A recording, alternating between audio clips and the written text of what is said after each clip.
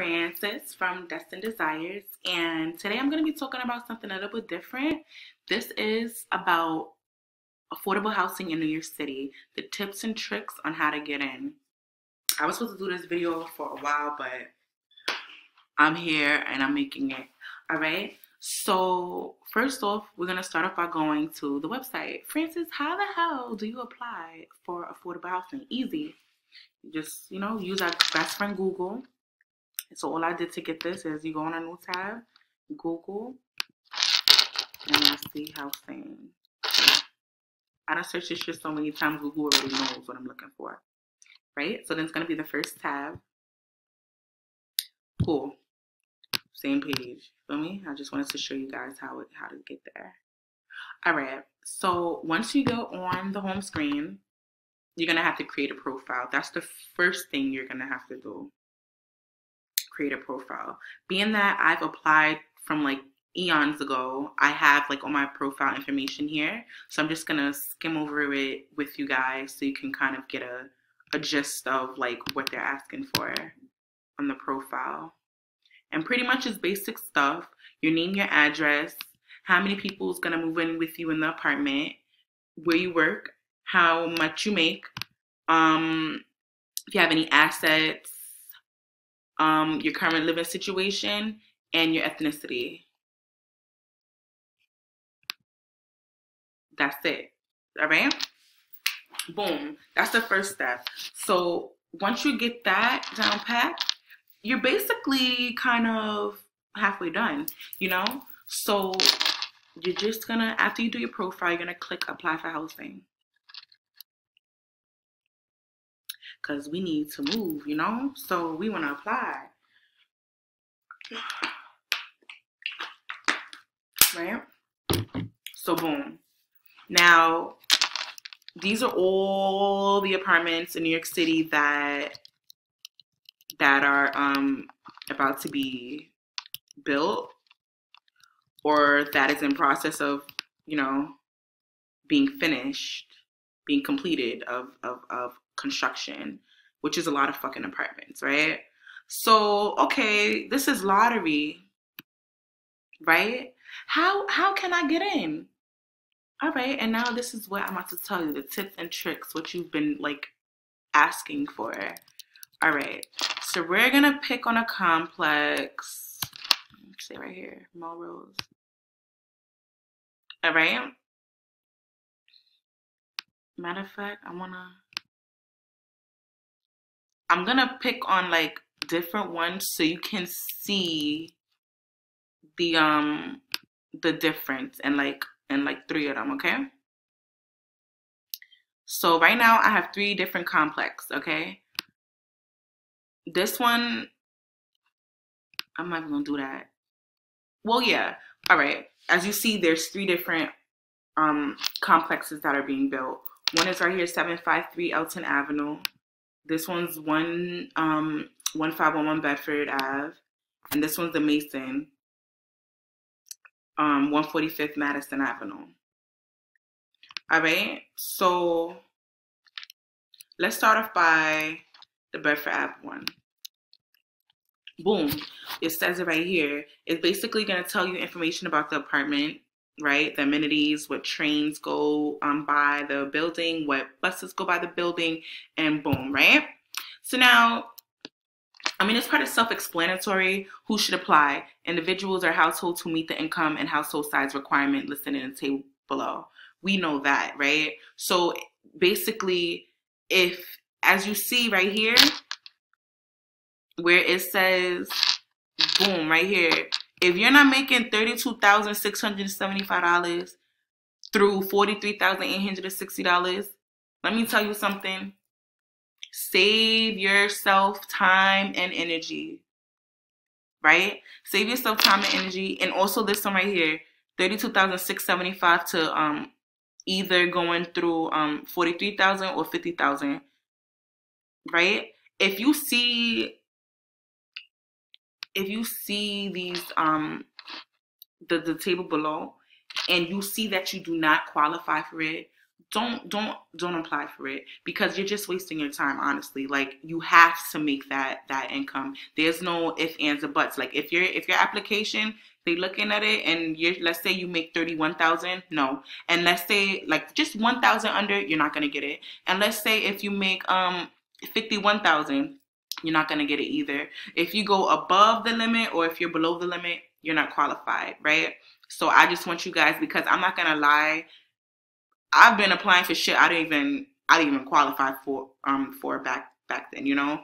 But now, like I said, you know, life is all about trial and error. So you learn as you go by. So all these years, now I know, you know. So yeah, that's that. So now this is the trick. This is a trick. All right, so it says right here on the right hand side, percentage of units is set aside for applicants with disabilities. 5% mobility, 2% vision and hearing, right? So this is basically telling you, if you have a disability, 5% goes to the people that have mobile disability, and 2% goes to people with vision and hearing disabilities. Cool, that's self-explanatory. Again, so if you have a disability, you're not disqualified. You know, if anything, you're probably going to have the upper hand on getting accepted into the into this complex. Like I said, so number one is you have to have the salary, right? The salary. Number two is if you're disabled, if you're mobily disabled, 5% goes to you. And if you have a vision or hearing disability, 2% goes to you. Cool. Now at the bottom it says preference for percentage of units goes to. All right. Now this is New York. This is basically New York telling you, all right, you can make this salary, right? You can make this money, and you could be mobily and visually and audio. You have a hearing disability, right? But as New York City, they're saying that they prefer for a percentage of units to go to residents of Brooklyn Community Board 8, 50%. 50%. Half of all those apartments are going to Brooklyn Community Board 8, all right? And 5% goes to municipal employees, all right? This is, mind you, and this is the trick. This, you feel me? You know, on exams when you was in school, when you see shit in big black bold letters, mean that's something really fucking important, you know? This is important. This right here is important. And I'm about to show you why it's important, all right? So I'm going to show you why it's important in a second. Let me go over the municipal employees. So it's also saying that if you're a city employee like myself, if you work for DOE, Department of Corrections, DOE's Department of Education, work for corrections, you work for sanitation, you work for NYC, whatever. If you work for the city, 5% goes to you. And they prefer to give it to you because you work for the city, you understand? They're telling you that. Why? How do you know they prefer to give it to? Because it says preference right there, right? And that's how I feel like I got in, because I'm a city employee. So now I'm going to show you the 50%, because 5% is small. We need that 50%. How else can I get in? And I'm not a city employee. I'm not disabled. But I make money. I could get the salary. I'm about to show you right now. So we're going to go on the next tab. Which one does that say? Brooklyn Community Board 8, right? And I found this out by my coworker, because she's in a community board. And it just like, this just really fucked up my mentality when she told me. I was like, wow, this whole time. All right, boom. So now community board is basically each, everywhere in New York City, like, it has small communities, you know, New York City's huge. So each section has its own community. So Brooklyn, it's its own borough. Brooklyn has several community boards. Bronx has its own community boards. Manhattan has its own community boards, right? So now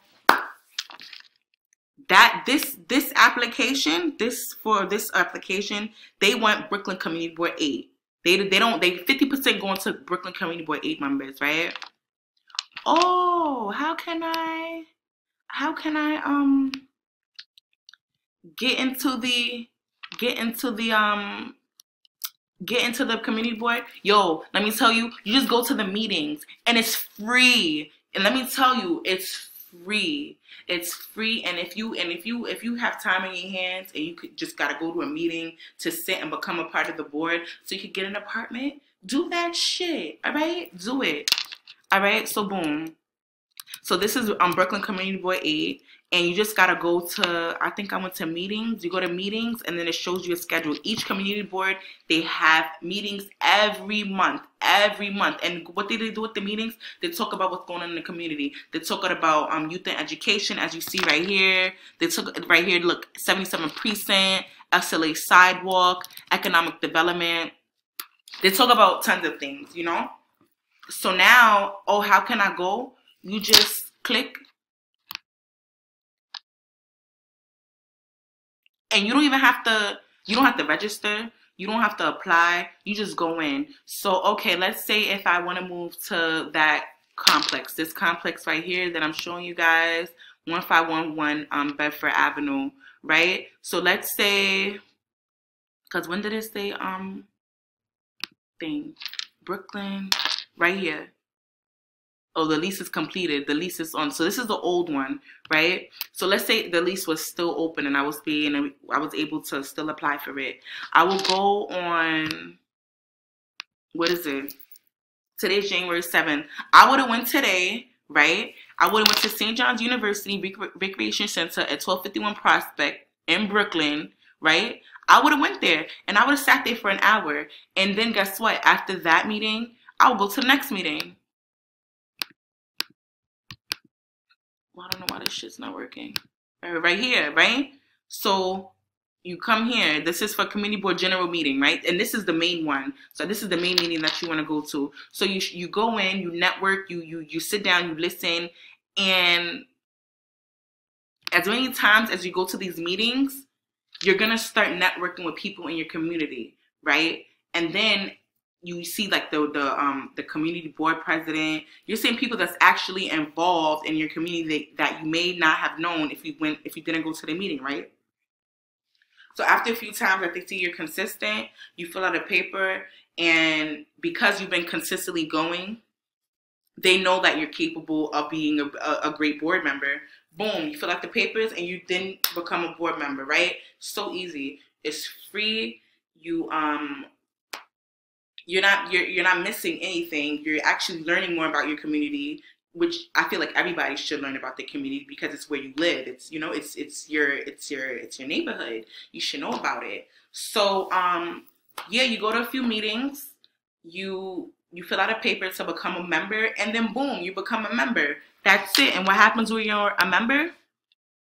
This right here, 50% of the apartments in the complex belong to you and your members.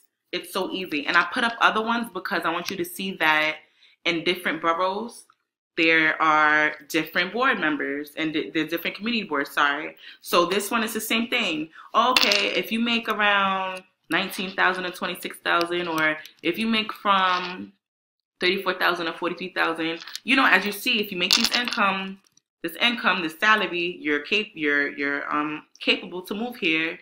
However, as you see, they prefer residents of Manhattan Community Board 5 and municipal employees. So now it's the same thing. If I lived in Manhattan, I will go see, matter of fact, this is what we're going to do right now. You will go see, like, you know, you will go see what community board you're in, and then you just go to the meetings. That way, you could always be involved. So me, I live in the Bronx right now, right? So let's say I'm looking for, I'm in the Bronx, but I don't know what community board I live in, right? You're just gonna type in your zip code and then put in community board. So I'll be like, what community board is 10451? Boop, right there. Look, community board 3, so simple. It tells you, right? So then it shows you the site. You click on the site.